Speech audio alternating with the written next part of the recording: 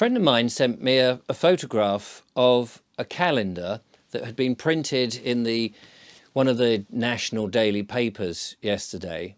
And I was looking at this calendar for December and also January, and it showed all the different strikes that were going to happen, so that where possible, if you're not involved in the strikes yourself, you can try to avoid it.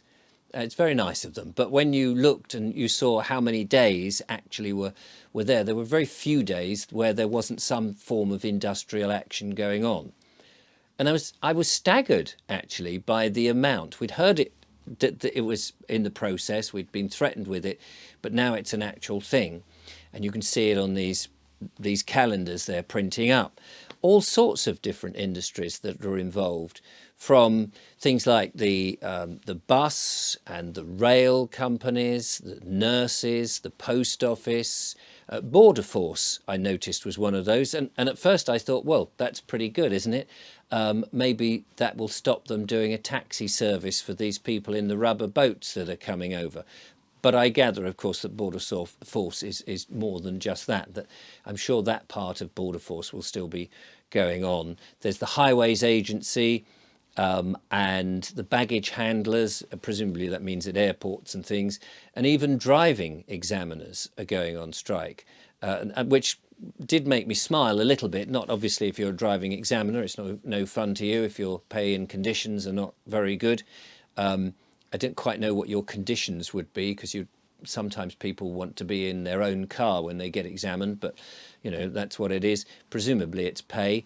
And having had 2 years of the pandemic, of course, where people were unable not only to get driving lessons, but also if they had got driving lessons, they couldn't even do the exams because they're desperate to get onto the roads and drive. Well, unless, of course, you're in Oxford or Canterbury or one of these cities that now are going to restrict you to 100 journeys. Of course, that's almost negates getting the car in the first place, it seems to me. But yes, it started me to think, well, who isn't on strike? Well, I'm not on strike, clearly, because I'm making these videos and I'm self-employed, so I can't afford to go on strike, and I don't have a master, so if I don't work, I don't get paid. But there's plenty of people, of course, who are in these industries who are concerned about whatever it is, their pay and terms and conditions, and maybe it's the safety of the environment they're with. They've got grievances. And so I'm just, a bit nervous about this whole thing that's happening over Christmas, the Christmas period. And I say Christmas, of course, and I'm proud to say Christmas, unlike, I think it's the university chiefs who are asking their staff not to refer to this period as a Christmas festival or Christmas holiday. It's a winter break, apparently, because they don't want to upset people by the fact that they're calling it Christmas, because it might refer to the country being a Christian country, or it's a Christian festival. Yes, it is. And those of us who enjoy Christmas should be absolutely proud to say it's Christmas. And I'm sure people from other faiths, just as we don't get upset when they're celebrating their faiths, I'm sure they don't get upset. But, that's wokery for another day. Anyway, I want to tread carefully. I'm approaching this with a little bit of trepidation, this subject, because I don't fully understand why people are on strike. I don't know their grievances, and I'm sure their grievances are thoroughly valid, and I'm not criticising that. I also can see it from the other side of the point of view of those that are going to be impacted by that. So if you're one of these people on strike, of course you have the right to withdraw your labour from the workplace should you want to. Nobody should be forced, and we don't force them under a whip to come to work whether you like it or not. Of course, if you go on strike, whether you actually have a job at the end of it, if you decide I'm not going to come in today, then it's probably down to the employer, although there are probably terms and conditions which mean it's perfectly fine for you to strike so many times a year or whatever it is. As I say, being self-employed, I've never had to negotiate this sort of area. But absolutely, I understand if you've got grievances, you should be able to air them. And if it comes to the fact that negotiations cannot happen and everything falls out that you have to go on strike, I absolutely accept that. People do it. So I have no argument with the people going on strike per se. There's so many different industries, you know, you're trying to get your head round each one and work out why. So I understand that. And of course, if you are going to go on strike, naturally, you want to go on strike in a time or a place where people will really notice it, so that there'll be a maximum disruption. Or that people actually know that, you know, for example, when the nurses go, we'll be all very acutely aware there are no nurses to look after us, or a skeleton staff, and we'll be worried about it. And of course, the government will be worried about it. And the idea naturally is to sort of go, well, they are worth something, so we should pay them more. And I understand that. You don't want to go on strike when actually it's almost as if nobody's noticed. So you very rarely get diversity officers going on strike, I would imagine, because probably people don't notice. But I certainly don't want to make light of the situation at all. Now, as I say, I'm probably not going to be affected by the strikes myself, unless, of course, you know, as it's Christmas, I'm dashing to the post office to send a parcel, and I get knocked over by a bus and end up in hospital. Although, of course, I wouldn't actually get knocked over by the bus because they wouldn't be running, and the parcel I wouldn't be able to send anyway because the Royal Mail would be on strike, and the ambulances aren't going to come along and pick me up off the tarmac, and the nurses aren't going to sort of nurse me back to health. So maybe in all those things I would be affected by the strike. So we're all going to be affected one way or another. So, but I don't want to make light of this. However, at the same time, I can see the other side of the argument, that if you're one of these people who are not striking and you're just trying to do your daily job, or you're trying to do your Christmas shopping, you're going to find it infuriating that you can't. You know, you might have these events that go on, an operation, of course, that you've now had cancelled because you can't get to it. You might have an interview that you're trying to get to that may have been so important. You may have one of these once in a lifetime situations in which you're perhaps, I don't know, going to a wedding, or it might be your own wedding, or a funeral from somebody. You know, we've had 2 years where you couldn't go to funerals, and now there's this chance you can go to this particular funeral, and now you can't because you can't get on a bus or a train or whatever it is. And so the disruption is going to seem pretty harsh, of course, and I guess that's the point of it. So it's a kind of a catch-22 situation that we're in.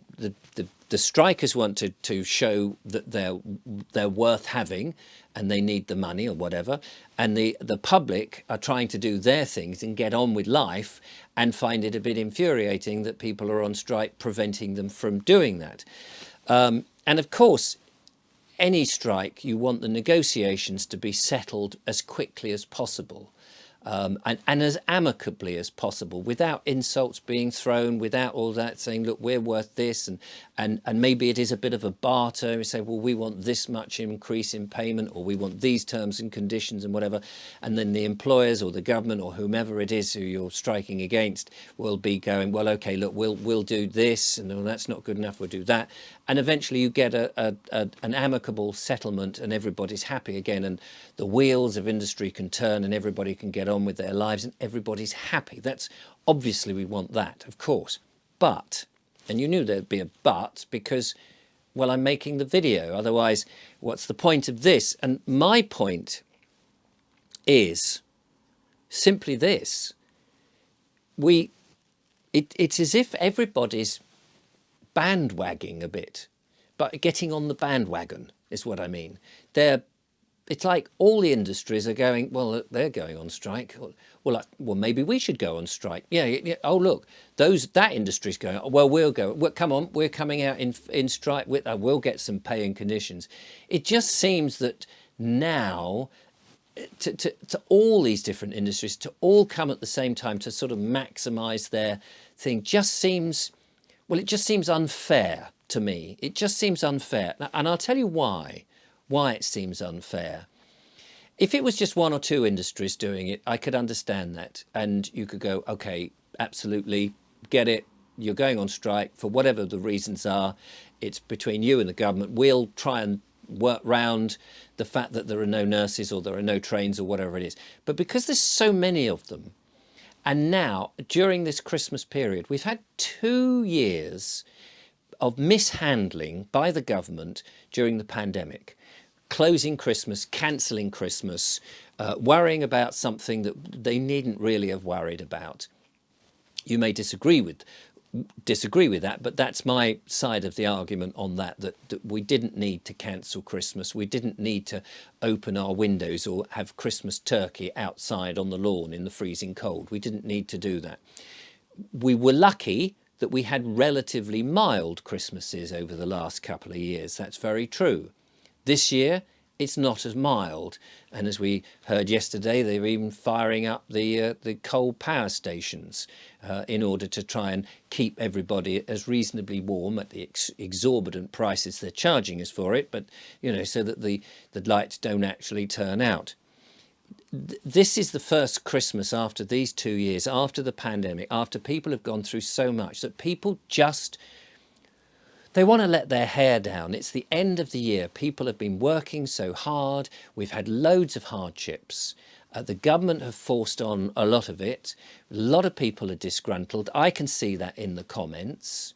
And yet it just seems as if all these industries are jumping on now. And I'm just questioning, why now are we going on strike? All these people having a strike. Why now?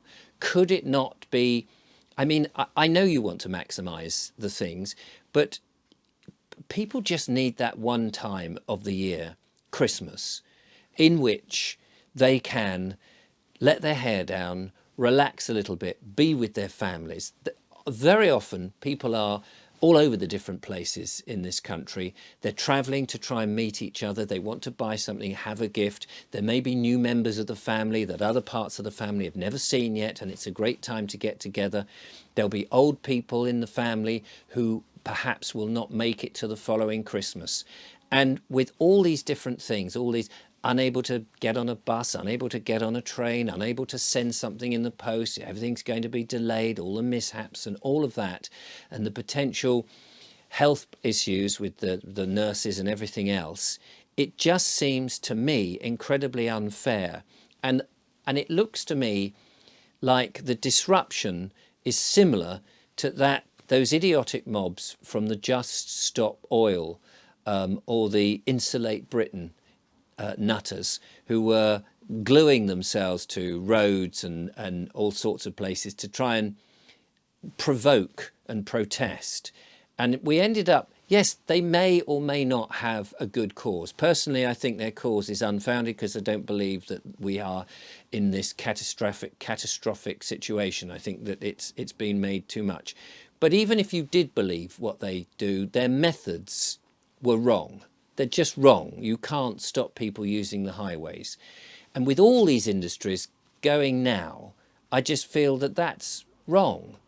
It's unfair on everybody, and that you could wait till after Christmas. I know it's about maximising and disruption and proving that you're worth something. But to give everybody a decent Christmas this year after what we have gone through, I just think would have been the bigger thing to do. You may disagree, and I'd be interested in reading your comments. Thank you for listening, and I'll see you next time.